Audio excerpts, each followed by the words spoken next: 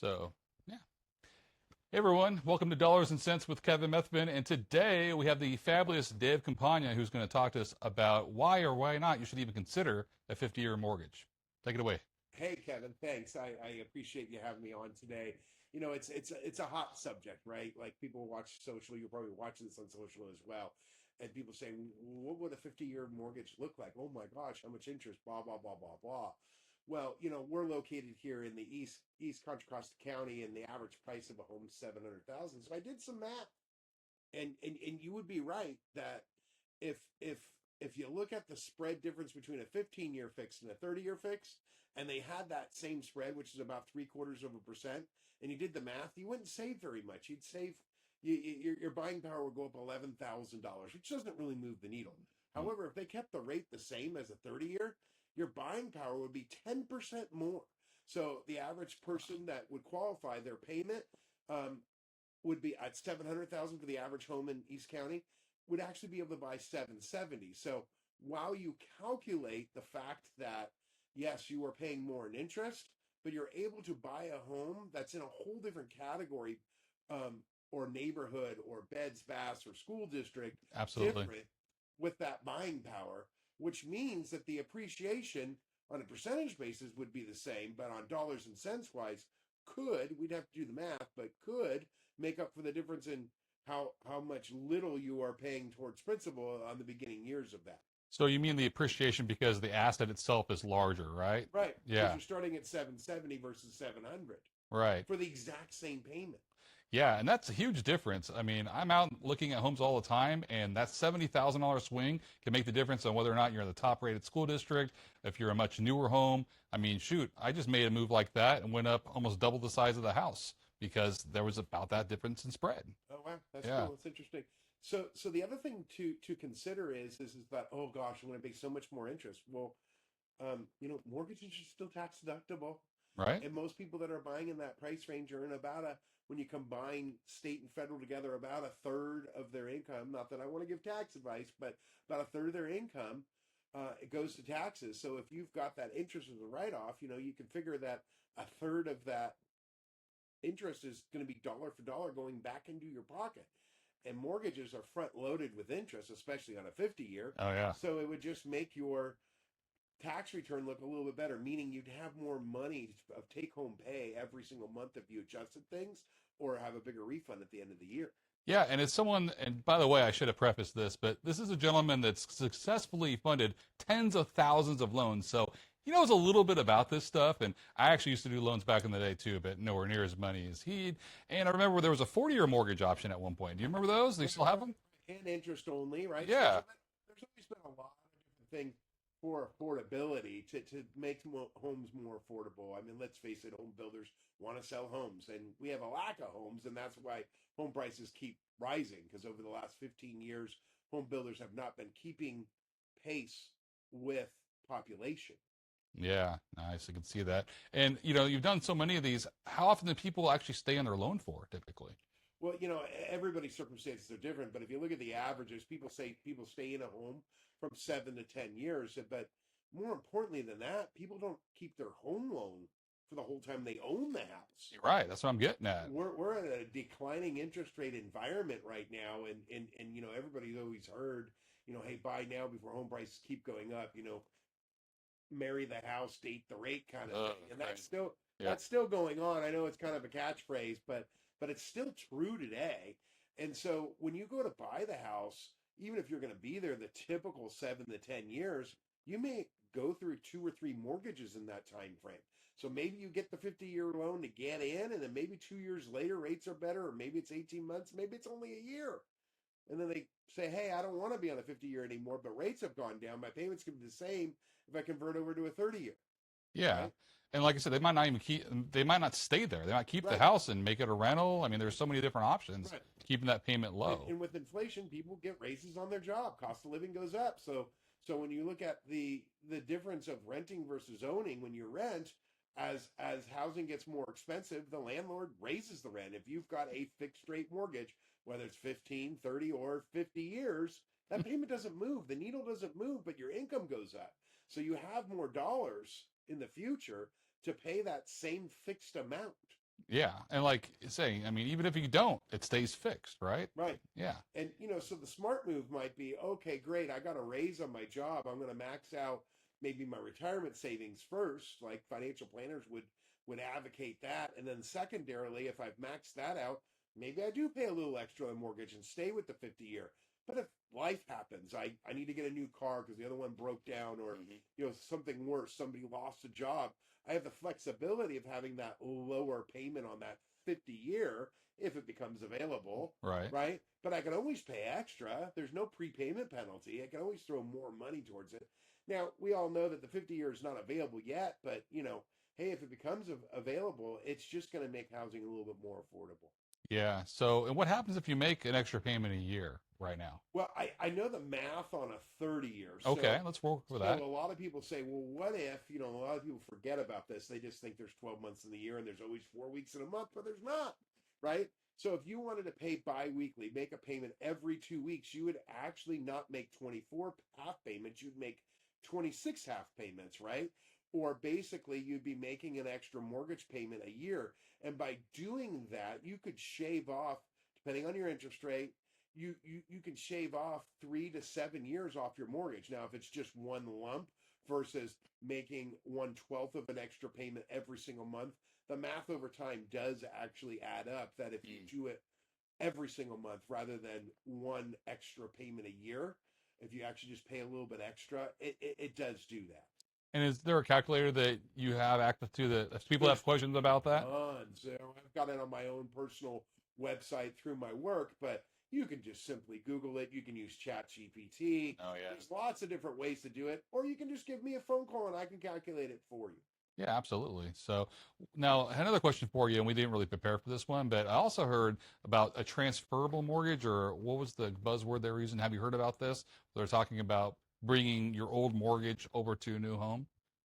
I'm not very familiar with that. Now, they do have certain loans that are assumable where a new Right. buyer can take over that existing home loan. But then the problem is, or the challenge, is that you only get to take it at that loan balance. So let's just say I bought a house for 500,000.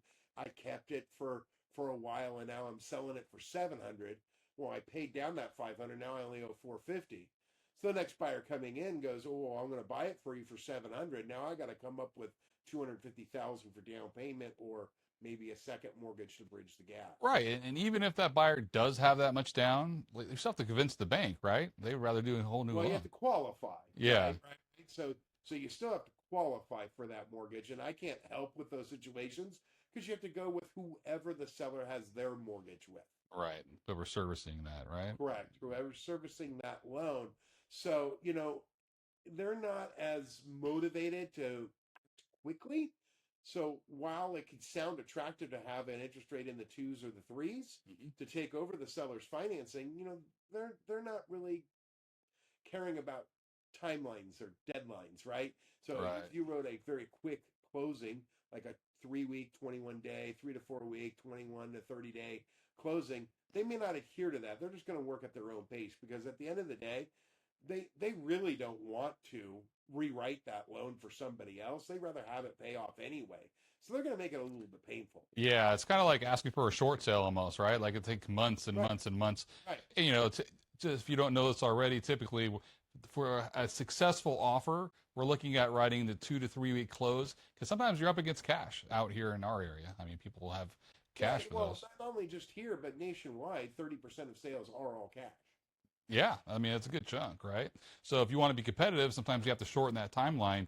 And if you're hoping for an assumable loan to happen in a couple of weeks, doesn't sound like it's going to happen, right? No, I've heard cases where it takes 3 or 4 months and the seller gets really frustrated because they may or may not have already picked out their new place or lost out on it because they haven't closed yet. Yeah, and if we can't close on time, you get what's called a notice to perform, and then you only have 48 hours to hurry up and get it done. So it makes everyone look bad, and it's just a bad experience for the buyer. So just something to understand about those assumable loan options that you do hear about from time to time. Right.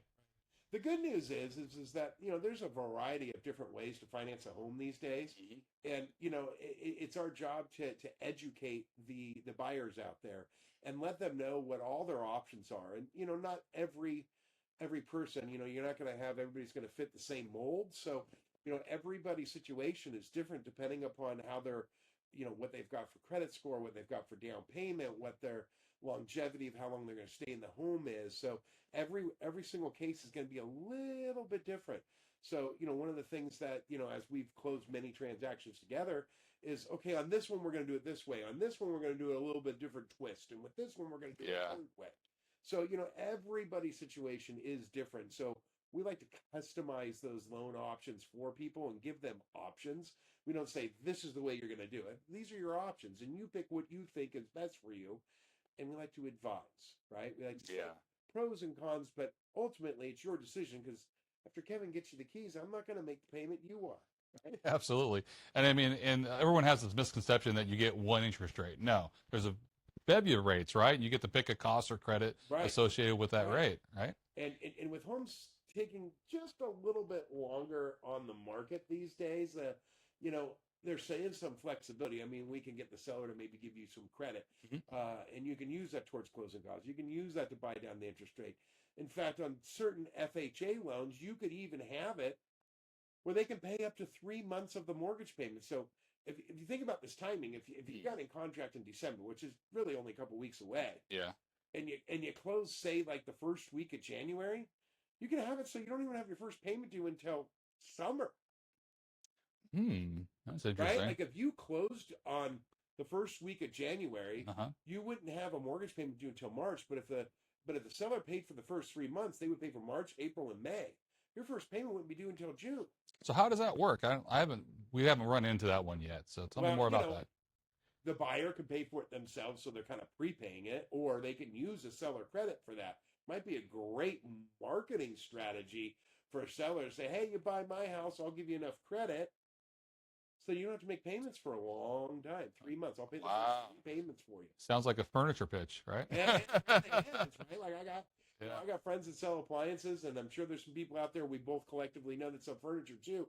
And let's face it, we're going to drain your bank account a little bit, right? With the down payment and the closing costs. It gives you some time to recoup before you have a payment due. Yeah, just don't buy that furniture before you close on the house, by the way. So you get the keys first. Yeah, why should somebody not buy something or run up their credit card right before closing? Oh, because we check on things, right? So right before we fund your loan, that's us giving what your approved amount to basically the seller. Passes through the title or escrow company.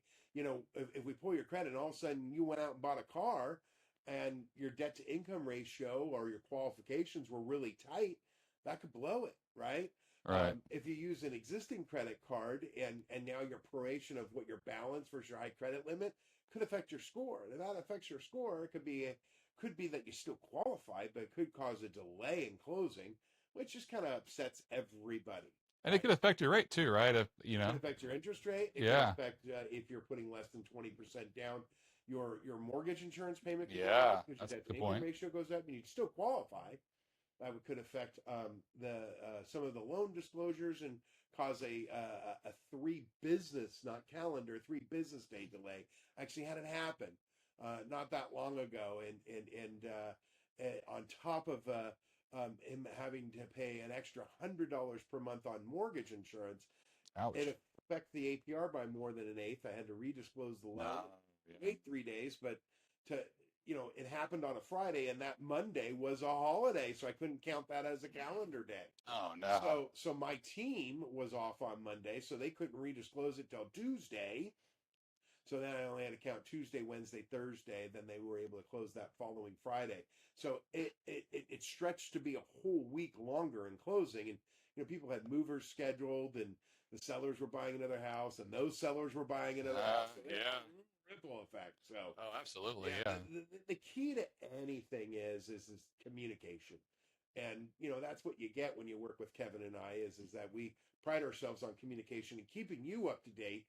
And let's face it, as homeowners, it's nerve-wracking. So we are constantly reminding you of do's and don'ts throughout the process. But the key thing is, if you're unsure about anything, just pick up the phone, text, send a smoke signal, whatever it may be. DM us. Socials, whatever, There's, 50,000 different ways to get a hold of me now, or you, right? Yeah. Tell you, he has this very bright yellow Corvette, you might even see him go by. Maybe you wave him down off the side of the road. Chances are I'm probably on the phone or answering your text and not looking what I'm doing anyway. So, Well, hopefully you're doing it by yeah, a stoplight, so you're safe. I'm just kidding. Yeah, absolutely. So, but yeah.